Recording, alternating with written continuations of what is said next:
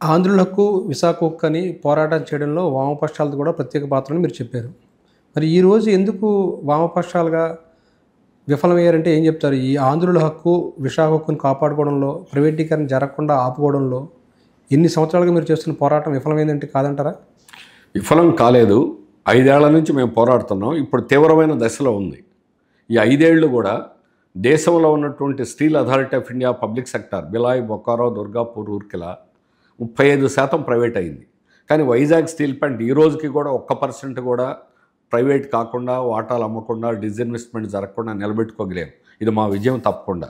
కానీ బీజేపీ చాలా మొండిగా, చాలా దుర్మార్గంగా వ్యవహరిస్తుంది.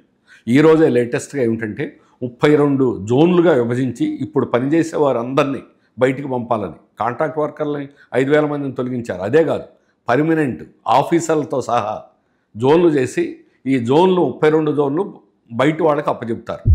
గుజరాత్, మహారాష్ట్ర వచ్చేటువంటి కంపెనీలకు అప్పచెప్తారు.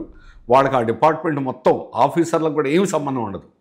వాళ్ళకి ఆ 32 టెండర్స్లో కూడా ఇచ్చినటువంటిది ఏమంటే నువ్వు ఈ పనులు చేయాలి అనేది వారికి అప్పచెప్తావు. వాడు తర్వాత చేస్తాడా, ఫెయిల్ అవుతారా, ఏమవుతారా అనేది గతంలో కూడా తారాపూర్ లాజిస్టిక్స్ అని కొన్ని కంపెనీలకు ఇచ్చారు. వాళ్ళని ఫెయిల్ అయ్యారు. అయినప్పటికి కూడా మూర్ఖంగా, మొండిగా ప్రైవేట్ వాళ్ళకి ఇవ్వాలి, strategic sale 100% Vizag steel plant అమ్ముతాము అనేటువంటి దుర్మార్గమైనటువంటి ఆలోచనలో బీజేపీ ఉంది. అలాగే రాష్ట్ర ప్రభుత్వాలు కూడా వాళ్ళకి అండగా నిలబడ్డాయి. ఎప్పుడూ లేదు. గతంలో పోలీస్ అనేది లోపలికి ఎంటర్ లేదు, సిఎస్ఎఫ్ఐ. కానీ ఈరోజు పోలీస్ని అడుగడుగున నియమించి ఎవరిని కూడా ఉద్యోగం అనేటువంటి వాడిని కదలకుండా, ఒకరితో మాట్లాడకుండా ఎమర్జెన్సీ లాంటి వాతావరణాన్ని క్రియేట్ చేశారు. అట్లాగే రేపు సమ్మె చేస్తామని మామూలుగా బోర్డులు పెట్టుకుంటే, బోర్డులు పెట్టుకున్న వాళ్ళకి సస్పెన్షన్, షోకాజ్ నోటీసులు ఇచ్చారు.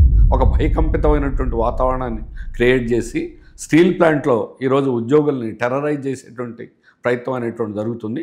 నయా ఫ్యాసిస్టు పద్ధతులు అని అంటే ఇదే. ఈ స్థాయి నుంచి కూడా ఏంటంటే ఉద్యమాలను అణిచేదానికి అన్ని రకాలైనటువంటి ప్రయత్నాలు కేంద్ర ప్రభుత్వం చేస్తుంది. దానికి రాష్ట్ర ప్రభుత్వం అండగా ఉండడం ఈ ప్రత్యేకత. ఈ సంవత్సర కాలంలో 11,440 కోట్లు ఇచ్చారు. కానీ లోన్ ఇచ్చారు, ప్యాకేజ్ ఇచ్చామనేటువంటి పేరుతో ఆ ప్యాకేజ్ అంతా కూడా దేనికోసం అంటే repayment of the loan, debts, అప్పులు తీర్చడానికి. అప్పులు తీరిస్తే ఎవరికి లాభం? రేపు కొనేవాడికి అంత భారం లేకుండా ఉంటుంది. కానీ ఈరోజు ఉద్యోగుల సంవత్సరం నుంచి ప్రతి నెల 25% జీతం కట్ చేస్తున్నారు. అలాగే హెచ్ఆర్ఏ లేదు, వేజ్ సెటిల్మెంట్ లేదు, బోనస్ లేదు. ఎన్ని విధాల హింసిస్తున్నారంటే పొగబెట్టి పొమ్మన్నట్టుగా మీరు వెళ్ళిపోతారా లేదా అనేటువంటి. అయినా ఈరోజు ఉద్యోగులు ప్రొడక్షన్ తగ్గకుండా ప్లాంట్ని ఎలాగైనా కాపాడుకోవాలని ప్రయత్నం చేస్తున్నాం. 2001 స్ట్రాటజిక్ సేల్ ప్రకటించిన సంవత్సరం కూడా 930 కోట్లు నెట్ ప్రాఫిట్ వచ్చింది స్టీల్ ప్లాంట్కి. కానీ తర్వాత ఏం చేశారు? ఇంక లాభం లేదని 3 బ్లాస్ట్ ఫర్నేస్లో 2 బ్లాస్ట్ ఫర్నేస్లు 3 ఏళ్ళు మూసేశారు.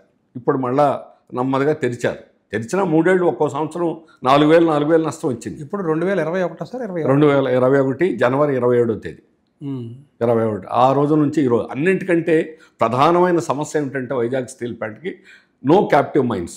దేశంలో ఉన్నటువంటి అన్ని ప్రైవేట్ స్టీల్ ప్లాంట్లకి, పబ్లిక్ సెక్టార్కి సొంత క్యాప్టివ్ మైన్స్ ఉన్నాయి.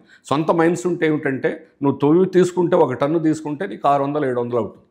కానీ ఈరోజు వైజాగ్ స్టీల్ ప్లాంట్ మార్కెట్లో 1 టన్ను స్టీలు 6,000 నుంచి 8,000 రూపాయలు పెట్టి కొన్నది. 8,000 రూపాయలు పర్ టన్, 10 రెట్లు పైన. అది ఒక్కటే 4,000 కోట్ల రూపాయలు అదనంగా బర్డెన్ అవుతుంది.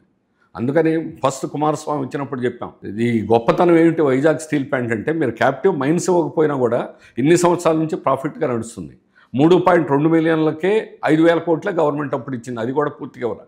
కానీ మా కష్టంతో, మా శ్రమతో వచ్చినటువంటి డబ్బులతో ఈరోజు 7.3 మిలియన్ టన్నుల యొక్క విస్తీర్ణాన్ని విస్తరించడానికి స్టీల్ ప్లాంట్ ఈరోజు పెరిగిందంటే అది కేవలం ఉద్యోగులు, అధికారులు, కాంట్రాక్ట్ కార్మికుల యొక్క ఫలితం.